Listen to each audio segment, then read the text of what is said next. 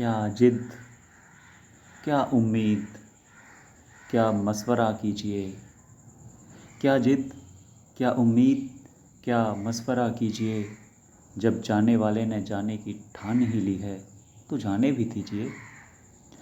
Hello दोस्तों, GS के स्वदेशी ट्रिक के साथ मैं रोहित भाटी आप सबका रिवोल्यूशन स्टडी पॉइंट पर हार्दिक स्वागत करता हूं।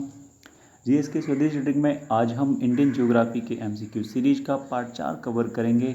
पीडीएफ आपको इसकी लिंक है डिस्क्रिप्शन में, वहां से मिल जाएगी। टेलीग्राम से भी आप ज्वाइन कर सकते हैं, फेसबुक, व्हाट्सएप जो भी है, ठीक है। इसमें व्हाट्सएप नंबर भी है। जुड़ने के लिए आप मैसेज कर सकते हैं। तो हम सेशन स्टार्ट करते हैं और ये बहुत ही इम्पोर्टेंट सीरीज चल रही है इम्पोर्टेंट क्वेश्चंस की, ठीक है। तो 150 क्वेश्चन हमने कवर कर लिए हैं, आज 151 से स्टार्ट कर रहे हैं। झरिया, रानीगंज, तलचर और कोरबा कोयला क्षेत्र किन राज्यों में स्थित है? तो जो झारखंड, पश्चिम बंगाल, उड़ीसा और छत्तीसगढ़, इन राज्यों में स्थित है ये, ठीक है।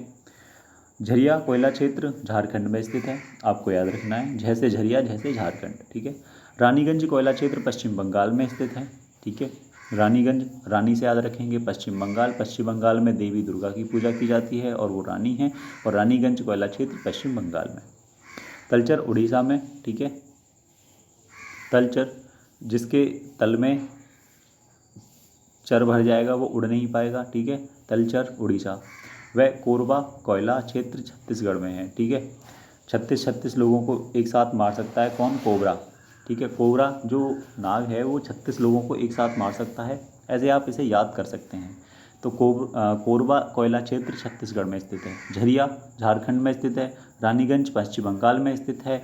तलचर उड़ीसा में स्थित है, क्योंकि तल में चर भर जाएगा तो उड़ नहीं पाएगा। देखो, आपको बस रिलेट करके याद करना है। कोरबा कोयला क्षेत्र छत्तीसगढ़ में है, ठीक है। जो कोबरा है एक साथ अपने जहर से 36 लोगों को मार सकता है। तो कोरबा कोयला क्षेत्र छत्तीसगढ़। नेक्स्ट हमारा पोर्ट ब्लेयर किस द्वीप पर स्थित है? तो पोर्ट ब्लेयर हमारा दक्षिणी अंडमान में स्थित है, ऑप्शन बी करेक्ट आंसर हो जाएगा। पोर्ट ब्लेयर अंडमान निकोबार द्वीप समूह की राजधानी है, यह दक्षिणी अंडमान द्वीप पर स्थित है। कपास की खेती के लिए कौन सी मिट्टी उपयुक्त है? तो काली मिट्टी कपास के लिए बहुत ज़्यादा उपयुक्त है। अरुणाचल प्रदेश और सौराष्ट्र के बीच समय का अंतर कितना है? तो 2 घंटे का अंतर है, ऑप्शन सी करेक्ट आंसर हो जाएगा। निम्नलिखित में से कौन सा शहर उष्ण जोन में नहीं आता है? तो जयपुर इनमें से नहीं आता है। चेन्नई, मुंबई, जोधपुर ये सब उष्ण शहरों में आते हैं। कर्क रेखा और मकर रेखा के बीच के क्षेत्र को उष्ण जोन कहा जाता है। निम्नलिखित में से दक्कन पठार की मुख्य फसल क्या है? तो कपास मुख्य फसल है, ऑप्शन डी करेक्ट आंसर हो जाएगा। मणिपुर राज्य के सबसे बड़ा कुटीर उद्योग कौन सा है मणिपुर राज्य में? तो ये हथकरघा उद्योग है, ऑप्शन बी करेक्ट आंसर हो जाएगा। इंडोनेशिया में खेती का तरीका लदांग भारत के किस हिस्से में प्रचलित है? तो उत्तर पूर्व भारत में स्थित है, ऑप्शन ए करेक्ट आंसर हो जाएगा। लदांग दक्षिण पूर्वी एशिया में की जाने वाली एक किस्म की स्थानांतरीय कृषि है, शिफ्टिंग कल्टीवेशन जिसे बोल देते हैं। निम्नलिखित में से किस बंदरगाह को बंटवारे का पुत्र कहा जाता है? तो कांडला बंदरगाह को बंटवारे का पुत्र कहा जाता है। कांडला बंदरगाह कहाँ पर है? ये गुजरात में स्थित है। इसका निर्माण 1950 में हुआ था। बेतला राष्ट्रीय उद्यान किस राज्य में है? तो बेतला राष्ट्रीय उद्यान झारखंड राज्य में है, ऑप्शन बी करेक्ट आंसर हो जाएगा। बेतला राष्ट्रीय उद्यान झारखंड के तालेहार जिले में स्थित है। यह राष्ट्रीय उद्यान विभिन्न प्रकार के पक्षियों के लिए प्रसिद्ध है। रंगपो सिवोक रेल लाइन किन 2 राज्यों को आपस में जोड़ती है? तो सिक्किम और पश्चिम बंगाल को आपस में जोड़ती है, ऑप्शन बी करेक्ट आंसर हो जाएगा। बंकिगम नहर निम्नलिखित में से किन स्थानों के बीच स्थित है? तो विजयवाड़ा और विल्लुपुरम के बीच स्थित है बंकिगम नहर, ठीक है। इसका एक्सप्लेनेशन देख लेते हैं। बंकिगम नहर आंध्र प्रदेश के विजयवाड़ा से तमिलनाडु के विल्लुपुरम जिले में के बीच स्थित है। इस नहर की कुल लंबाई 796 किलोमीटर है। चांदीपुर किस राज्य में स्थित है? तो चांदीपुर की बात की जाए तो ये उड़ीसा राज्य में स्थित है, ऑप्शन ए करेक्ट आंसर हो जाएगा। चांदीपुर अथवा चांदीपुर ऑन सी उड़ीसा के बालेश्वर में स्थित है। निम्नलिखित में से भारत का पहला एक्सप्रेस वे कौन सा है? तो मुंबई पुणे एक्सप्रेसवे जो है ये भारत का पहला एक्सप्रेसवे है। ये भारत का पहला 6 लाइन स्पीड एक्सप्रेसवे है। इसकी कुल लंबाई 93 किलोमीटर है। पब्लिक प्राइवेट पार्टनरशिप के तहत पहली रेल कोच फैक्ट्री किस स्थान पर स्थापित की गई थी? तो पलक्कड़ में स्थापित की गई थी। Palakkad rail coach factory Kerala में स्थित है। निम्नलिखित में से दक्कन पठार का सबसे बड़ा जल प्रवाह सिस्टम जो है वो कौन सा है? तो गोदावरी हो जाएगा। ऑप्शन ए करेक्ट आंसर हो जाएगा।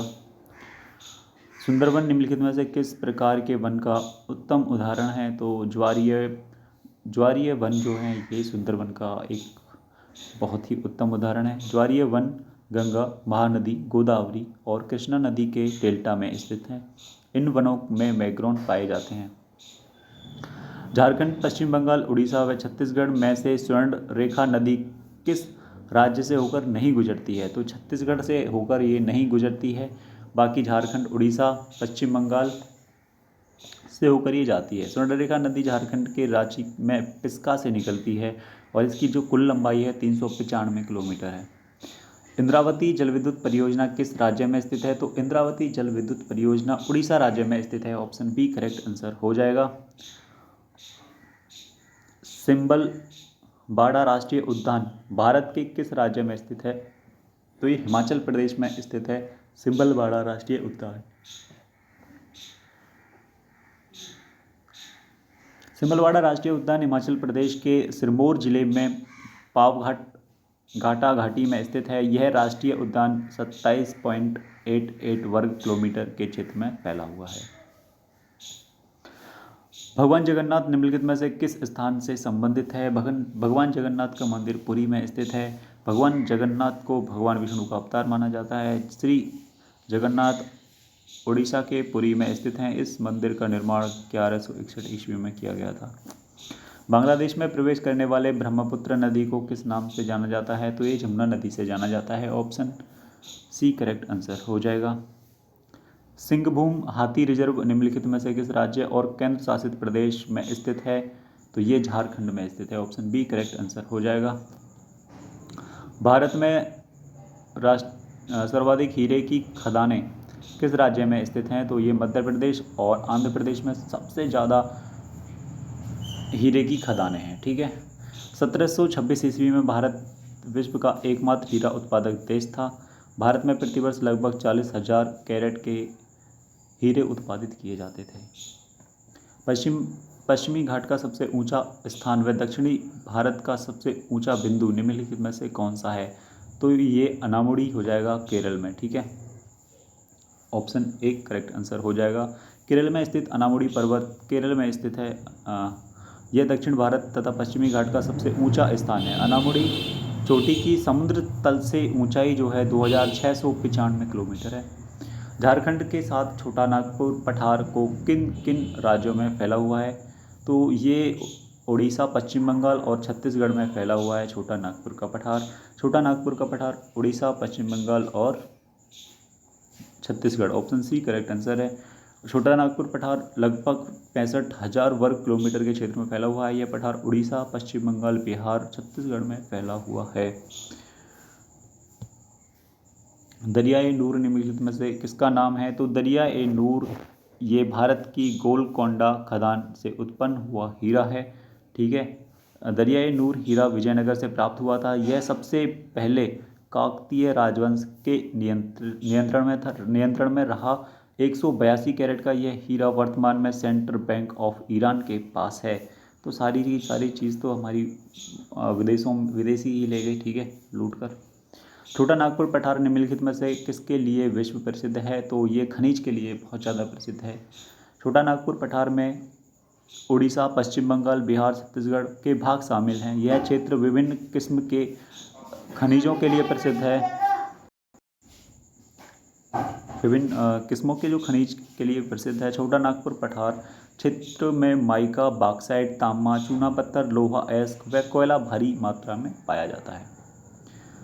निम्नलिखित में से कौन सी भौगोलिक घटना हिंद महासागर में आम है? तो हिंद महासागर में चक्रवात आम बात है। चक्रवात असमान वायुदाब के कारण उत्पन्न होता है। वायु राशि उच्च वायुदाब के क्षेत्र से निम्न वायुदाब वाले क्षेत्र की ओर वृत्ताकार घूमती है, इससे चक्रवात का निर्माण होता है। ग्रैंड ट्रंक रोड दक्षिण एशिया की सबसे पुरानी व लंबी सड़कों में से एक है। यह किन देशों से होकर गुजरती है? तो भारत, पाकिस्तान और बांग्लादेश से होकर यह गुजरती है। ऑप्शन सी करेक्ट आंसर हो जाएगा। राष्ट्रीय राजमार्ग का पूर्व पश्चिमी गलियारा कॉरिडोर किन स्थानों को जोड़ता है? तो सिलचर और पोरबंदर को जोड़ता है। ऑप्शन बी करेक्ट आंसर हो जाएगा। अरुणाचल प्रदेश के नामचिक और नामपुक क्षेत्र किसके लिए प्रसिद्ध हैं? तो ये कोयला के लिए प्रसिद्ध हैं। ऑप्शन ए करेक्ट आंसर हो जाएगा। भारतीय वायुसेना की दक्षिणी कमांड किस स्थान पर स्थित है? तो तिरुवनंतपुरम में ये दक्षिणी कमांड जो है वो स्थित है। ऑप्शन डी करेक्ट आंसर हो जाएगा। सरदार सरोवर परियोजना से कौन से राज्य लाभान्वित हो रहे हैं? तो मध्य प्रदेश, महाराष्ट्र, गुजरात और राजस्थान लाभान्वित हो रहे हैं। सरदार सरोवर बांध गुजरात में नर्मदा नदी पर स्थित है। इस बांध से गुजरात, मध्य प्रदेश, महाराष्ट्र और राजस्थान को पानी व विद्युत की प्राप्ति होती है। इसे वर्ष 2006 में कमीशन किया गया था। नोंगखेलेम जो वन्यजीव अभ्यारण्य है ये किस राज्य में स्थित है? तो ये मेघालय में स्थित है। नोंगखेलेम, ठीक है। नोंगखेलेम वन्यजीव अभ्यारण्य मेघालय के री भोई जिले में स्थित है। यह 29 वर्ग किलोमीटर में फैला हुआ है। यह वन्यजीव अभ्यारण्य बंगाल टाइगर, चीता, काला भालू और हॉर्नबिल पक्षी के लिए प्रसिद्ध है। चमेराबाद किस राज्य एवं केंद्र शासित प्रदेश में स्थित है? तो चमेराबाद जो है ये हिमाचल प्रदेश में स्थित है, ठीक है। चमेराबाद हिमाचल प्रदेश के चंबा जिले में स्थित है। यह रावी नदी पर बनाया गया है। इस परियोजना के 3 चरणों द्वारा लगभग 1100 मेगावाट ऊर्जा उत्पन्न की जाती है। निम्नलिखित में से किस घाट की औसत चौड़ाई ज़्यादा है? तो ये है पूर्वी घाट की। ऑप्शन बी करेक्ट आंसर हो जाएगा। दामोदर नदी का उदय निम्नलिखित में से किस स्थान से होता है? तो छोटा नागपुर से होता है दामोदर नदी घाटी का जो उदय होता है, ठीक है। भितरनिका मैग्रोन किस राज्य में स्थित है? तो ये उड़ीसा राज्य में स्थित है। ऑप्शन सी करेक्ट आंसर हो जाएगा। मैग्रोन नमक सहिष्णु, जटिल और गतिशील पारिस्थितिकी तंत्र है जो कि उष्णकटिबंधीय और उपोष्णकटिबंधीय और अंतर्ज्वारीय क्षेत्र है। उड़ीसा के केंद्रापाड़ा जिले के उत्तरी पूर्वी कोने में ब्राह्मणी बैतरणी नदी के मुहाने में स्थित भितरकनिका एक उपयुक्त हरे भरे जीवंत पर्यावरण में स्थित है। 190 क्वेश्चन है। निम्नलिखित में से कौन सा राष्ट्रीय उद्यान अंडमान व निकोबार द्वीप समूह में स्थित नहीं है? तो ये है गुइंदी, ठीक है। गुइंदी राष्ट्रीय उद्यान, कैप बेल भी है और महात्मा गांधी मरीन राष्ट्रीय उद्यान भी है।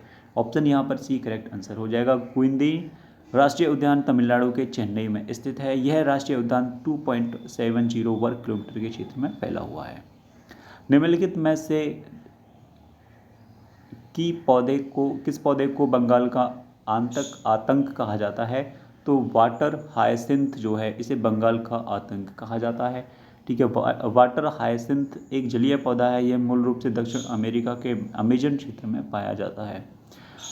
पांगोंग झील किस राज्य में स्थित है? तो जम्मू कश्मीर में स्थित है और इसी पर चाइना अपना हक जता रहा है, इसे कब्जे में लेना चाह रहा है, ठीक है। लेकिन उसे पता नहीं है, यहाँ पर एक सीट नहीं देते बस में, तो उस पैंगोंग झील को कैसे ले लेगा। निम्नलिखित में से किन उत्तरी पूर्वी राज्यों से कर्क रेखा गुजरती है? तो त्रिपुरा और मिजोरम यहाँ पर करेक्ट आंसर हो जाएगा। कर्क रेखा भारत के 8 राज्यों से होकर गुजरती है। राजस्थान, गुजरात, मध्य प्रदेश, छत्तीसगढ़, झारखंड, पश्चिम बंगाल, त्रिपुरा और मिजोरम, ठीक है। उत्तर प्रदेश की सीमा कितने राज्यों से लगती है? तो उत्तर प्रदेश की सीमा 8 राज्यों से लगती है। बहुत ही प्यारा क्वेश्चन है। किस से लगती है? तो ऊपर से ही स्टार्ट करते हैं। उत्तराखंड, हिमाचल प्रदेश, हरियाणा, राजस्थान, मध्य प्रदेश, छत्तीसगढ़, झारखंड, बिहार और दिल्ली। भारत में मूंगा रेशम किस एकमात्र राज्य द्वारा उत्पादित किया जाता है? तो ये है असम द्वारा उत्पादित किया जाता है। अरावली और विंध्य क्षेत्र के बीच में कौन सा पठार स्थित है? तो मालवा पठार स्थित है अरावली और विंध्य क्षेत्र के बीच में। भारतीय बरानी कृषि अनुसंधान केंद्र किस स्थान पर स्थित है? तो हैदराबाद में स्थित है। ऑप्शन ए करेक्ट आंसर हो जाएगा। पूर्वी व पश्चिमी घाट इस स्थान पर मिलते हैं, यह है नीलगिरी पहाड़ी। ठीक है, ऑप्शन सी करेक्ट आंसर हो जाएगा।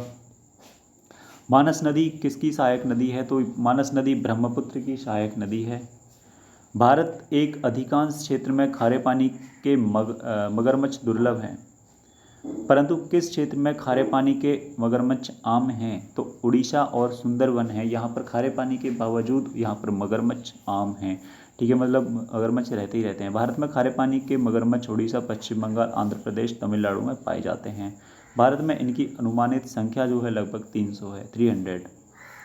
तो दोस्तों इसी के साथ हमारा सेशन खत्म होता है। आई होप आपको सेशन अच्छा लगा होगा। पीडीएफ के लिए वीडियो के डिस्क्रिप्शन पर जाएं, टेलीग्राम ज्वाइन करें या फिर कहीं से भी आपको मिल जाएगी। ठीक है, तो आपको यहाँ से कुछ ना कुछ सीखने को मिला होगा। इसी आशा के साथ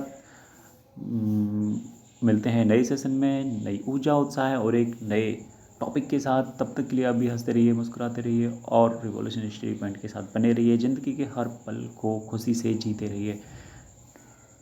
मुझे दीजिए इजाज़त। जय हिंद, जय भारत, वंदे मातरम।